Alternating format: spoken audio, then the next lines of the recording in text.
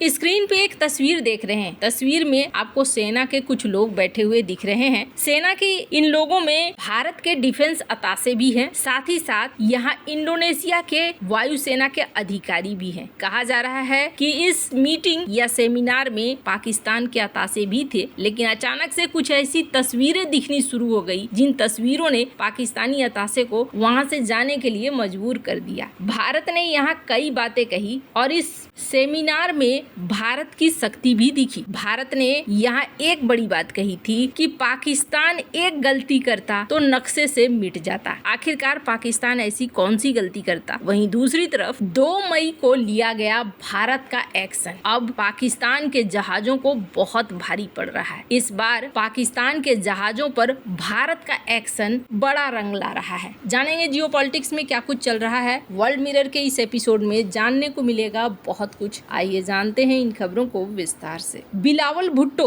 जो कि पाकिस्तान के नेता हैं, हमेशा चर्चा में रहते हैं भारत विरोधी बयानों को लेकर। इन्होंने हाल में एक और बयान दिया। अपनी संसद में इन्होंने कहा कि पीएम मोदी अक्सर कहते हैं कि भैया रोटी खा लो वरना गोली हमारे पास है। इसका मतलब है कि वो हमें एक तरीके से धमका रहे हैं, तो हमें जंग के लिए तैयार रहना चाहिए। हालांकि यहाँ के नेताओं को अगर आप देखेंगे तो लगेगा कि ये नेता कम और आम लोगों की तरह लड़ाई झगड़ा करने वाले ज्यादा हैं। अब ऐसा मैं क्यों कह रही हूँ, ऐसा स्क्रीन पर एक ट्वीट देखिए जिसमें बिलावल भुट्टो ने कहा है यू इडियट। किसको कहा है ये? इन्होंने कहा है फवाद चौधरी। और मामला क्या है सुनकर हंसी आएगी, फवाद चौधरी के ऊपर भी और बिलावल भुट्टो के ऊपर भी। दरअसल हमने आपको कल बताया था कि इंडस वाटर ट्रीटी को लेकर मध्यस्थता कोर्ट ने पाकिस्तान के सपोर्ट में बयान दिया था और उसके बाद पाकिस्तान बहुत खुश था। बिलावल भुट्टो ने भी इसको लेकर ट्वीट किया और जैसे ही इसको लेकर ट्वीट किया वैसे ही फवाद चौधरी को शायद समझ में आया कि ये सिंधु देश की बात कर रहे हैं और इन्होंने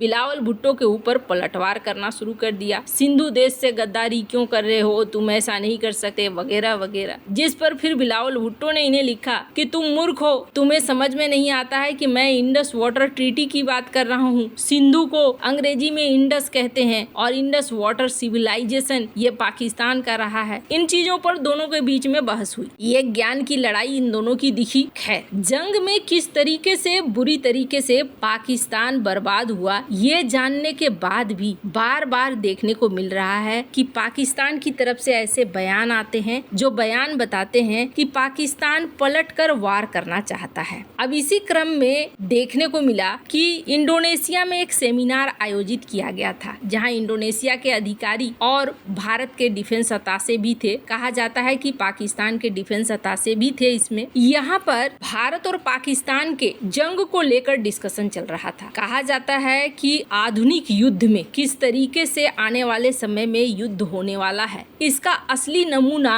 रूस यूक्रेन ने पेश नहीं किया बल्कि भारत और पाकिस्तान ने पेश किया। पाकिस्तान की तरफ से तो बहुत कम, लेकिन भारत की तरफ से बहुत अच्छा रिप्लाई दिया गया। ये एक ऐसा युद्ध था जिस युद्ध में हर चीज का इस्तेमाल हुआ। चाइना ने इंफॉर्मेशन पहुंचाया पाकिस्तान तक, पाकिस्तान ने ड्रोन का भरपूर इस्तेमाल किया और भारत ने उन ड्रोनों को तबाह करने का भी इस्तेमाल किया। साथ ही साथ भारत ने पूरी रणनीति बदलकर चौंका दिया पाकिस्तान को भी और दुनिया को भी, जिस तरीके से भारत ने तबाह कर दिया उसके रनवे को और बेस। ये 4-5 दिन का जो पूरा खेल रहा वो खेल बहुत ही संवेदनशील और साथ ही साथ दुनिया के लिए एक एग्जाम्पल बन गया। यही वजह है कि इंडोनेशिया की एयरफोर्स ने खास तौर पर आयोजन किया। अभी आपने देखा होगा ग्रीस ने भी भारतीय वायुसेना के चीफ को बुलाया था खास तौर पर इस ऑपरेशन के बारे में जानकारी हासिल करने के लिए। तो वैसे ही इंडोनेशिया में भी इस सेमिनार का आयोजन हुआ जहां भारत की तरफ से शिव कुमार जो डिफेंस अताशे थे उन्होंने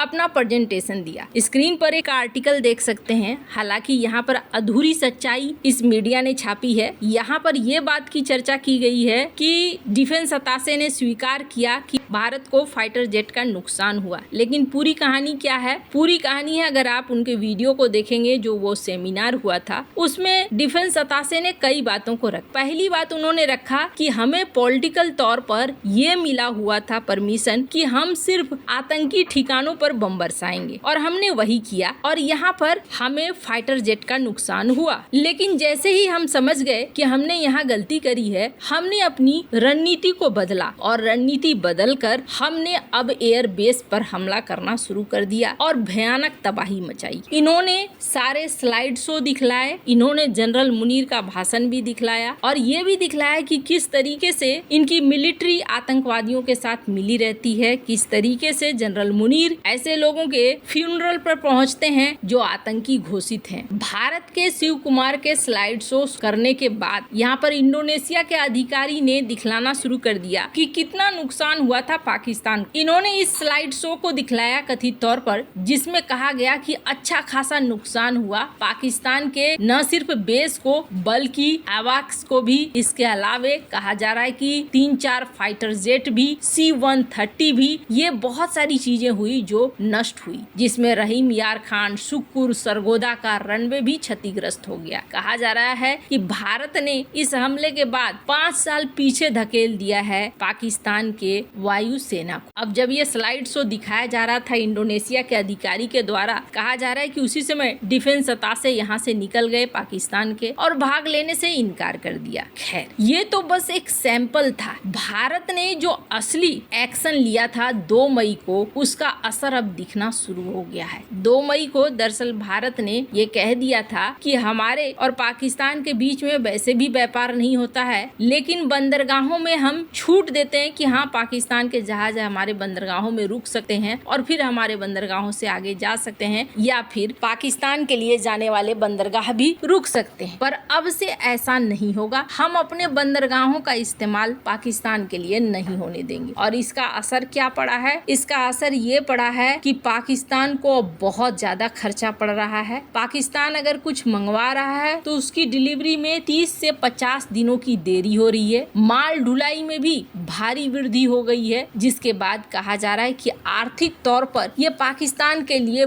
बहुत ज्यादा नुकसान है। खुद कराची और पोर्ट कासिम जैसे पाकिस्तानी बंदरगाहों में भीड़ भाड़ बढ़ गई है। इसके अलावा CMA, CGM जैसी शिपिंग कंपनियों ने पाकिस्तान से और उसके लिए ले जाने वाले कंटेनरों पर $300 से $800 प्रति कंटेनर आपातकालीन चार्ज भी लगाना शुरू कर दिया है, जिससे आयातकों के लिए लागत बढ़ती जा रही है। पाकिस्तान की आर्थिक स्थिति वैसे ही अच्छी नहीं है, लेकिन अब भारत के इस एक मूव ने पाकिस्तान के लिए आर्थिक संकट खड़ा कर दिया है। वैसे आपको क्या लगता है? इन सब मामले में आपकी क्या राय है? कमेंट कर जरूर बताएं। जल्द मिलते हैं अगले वीडियो में नई खबर के साथ।